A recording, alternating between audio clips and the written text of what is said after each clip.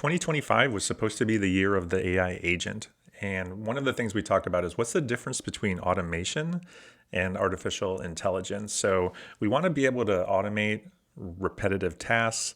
And we also, in order to do that, need to take the human out of the loop. So we have this paradox where in order to get more automation, we have less human intervention. So can be both a good and a bad thing. And this introduces the AI control problem. It's actually not new at all. It started almost 75 years ago in a BBC lecture given by Alan Turing. Unfortunately, there's no surviving video of this lecture, but you can hear the audio at the link I provided there below from the BBC, and it was entitled, "Can Digital Computers Think?" So all the way back, and at this time, Alan Turing was already envisioning where essentially what we think of as AI agents, that they can communicate amongst themselves. Today we have Model Context Protocol that lets AI systems more easily do this. They are self-improving. They can build up their own skills on their own. And then also whereas we think of language models as from text to text, now we're going from text to action. So we're able to go from a prompt and have the system take action based on what the user asked for. And this ties into our automation theme. So whereas with automation, if we were just going to take a repetitive task, if we could enumerate all of the rules where if you run into this situation, then do this, otherwise do that, we could have automated that a long time ago. The benefit of AI is that we can handle unexpected situations or ones that we haven't seen before, and then reason based on what we've learned or what the agent has been trained on to handle those situations. Now, all of this is still under human oversight, but we're taking the human out of the loop. And that, again, is the paradox. And all the way back in 1951, Alan Turing kind of set the stage for what we now call the AI control problem. So just to reiterate then and formalize what that is, the automation paradox, in order to get more automation, we need to give more decision-making power to the agent or to the AI system. When we see these different warnings and pop-ups and dialog boxes, there's a fatigue that happens, and we kind of just stop reviewing the items and just say okay, because we really just want the end product. Now, if you're able to enumerate all of the rules for what can happen, that's great. You probably don't even need AI or machine learning. But in a system that can handle unexpected situations and has some autonomy there, you need to give it guidance on how to make those decisions. And so value alignment is the term generally used to say, I'm going to give some rules, guidelines, a framework for the system to follow, and it can use those to decide in an unforeseen circumstance what to do. Now, this is a really difficult problem. How do I give those virtues or values to the system? Usually in today's generative AI systems, this might look like instructions that are given in the system prompt. But in some way, shape, or form, we need to give this guidance to the system. And there's a lot of research focused on this area. And really, that's the crux of the AI control problem. If we can solve value alignment, we can feel much more confident about giving control over to AI systems. So what is the actual danger here? If you think about an automation, it's some defined business process that probably is going to output a report or take some action or communicate something. But Nick Bostrom is a philosopher and computer scientist who published a number of years ago this thought experiment. So given an AI system's goal is the paperclip, or to maximize the production of paperclips. And you can see the quote from Nick Bostrom here. So we make this assumption that given that the system is super intelligent, if there is a method or an approach to turn materials into paperclips, it is going to find it. So now we're getting into a goal and sub-goal problem, or I should say the challenge. So humans give the overall goal to the system, and then in order to carry out that task, the system creates sub-goals. It's like a little to-do list where it's going, okay, I've got a job to do. I'm going to break that out into some number of interim steps, or tasks that I have to do. Maybe I can do them in parallel. Maybe I have to do them sequentially, but either way, these are steps along the way to reach my end goal.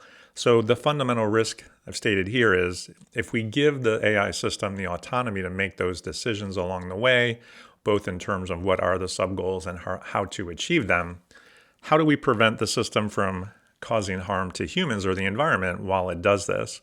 Well, the answer is what we just talked about, value alignment. The system needs to adhere to those values while it is performing this work. And the Wikipedia link there provides a good reference, and it includes a good summary of this thought experiment, the paperclip maximizer, where at the expense of all other things, the system is able to maximize paperclips by using up resources that really are reserved for humans and with no concern for the environment or its surroundings, other concerns outside the system. All it cares about is this fundamental goal that it's been given, and that is the risk that is inherent in the AI control problem. So again, formalizing this a little bit, humans, we give the primary goal, and you can think of this as consider a flight from Detroit, Michigan to Orlando, Florida. The plane, the computer systems on board are doing most of the work during the flight. The pilot and co-pilot are probably doing the takeoff, landing, and taxiing, but the autopilot is doing most of the work in flight. Now that plane doesn't just decide on its own to travel from Detroit to Orlando. The pilot has programmed in that flight plan. So that's the primary goal. Now, how it actually gets there, what exact path that it takes, maybe it diverts a little bit to avoid weather, bad weather, or other concerns like this. So during that, there's some autonomy given in the planning phase.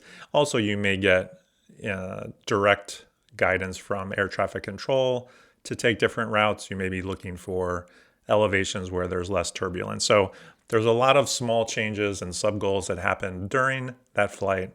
And how does that happen? Well, if you want that to be automated, you're going to use the value alignment. So for example, I want to avoid bad or inclement weather with some threshold for what level of turbulence is probably acceptable, that we don't need to add more travel time.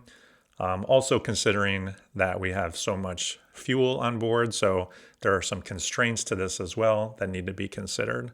So these are all things that need to be taken into account as the sub-goals are created and then carried out. There are a number of different examples or case studies that you can look at. So going back 15 years, you can look at the flash crash in the stock market. So there's a lot of trading that goes on by automated systems. And in particular, around midday, one particular algorithm started selling off S&P 500 future contracts, irregardless of the price. And that caused a cascade of trading and sell-offs. The Dow Jones, you can see, plummeted almost 10%, 1,000 points at the time. Blue chip stocks that are a part of that index got hit particularly hard. And it wasn't until over 3 hours later that the market tried to recover. So there is continues to be a large amount of computer traded activity. So when you give the automation, you have sometimes what we might call an emergent behavior, where you have these systems that are interacting with each other, and you can get unpredictable outcomes when they interact with each other, as we saw in this event. Another great use case example of AI autonomy in these systems, similar to our air travel example, is autopilot in cars. And you can see some of the safety data here in the numbers. So really the autopilot is reducing much of the human error. But again, you still have these unpredicted, unforeseen situations where the autopilot system needs to make decisions. The MIT has a website, The Moral Machine, which considers different scenarios, different not very fun scenarios where you have to pick the least desirable of a couple of bad outcomes. What should the system do in those cases? I'll let you take a look at that. But this is a fantastic use case for AI control. And obviously this technology has come a long way and is now becoming much more prevalent in today's society. So if value alignment is the main goal or the main strategy, what are the techniques. So reinforcement learning is a big part of it. And in part because supervised learning doesn't work well here. You don't have a set of training data on the off the shelf that you can use for this. So consider the self-driving car. It doesn't really make sense to have a data set of different traffic scenarios and what the car should do.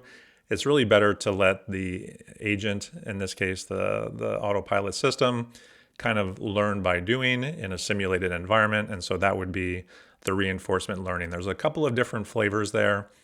Human feedback, of course, can also be used in combination with the reinforcement learning. And then constitutional AI is another kind of area of research that looks at more embedding the principles as well as the constraints into the system. So that was a quick overview of the AI control problem. What is the inherent risk and some strategies that researchers are working on. I hope you enjoyed that, and we'll see you in the next video.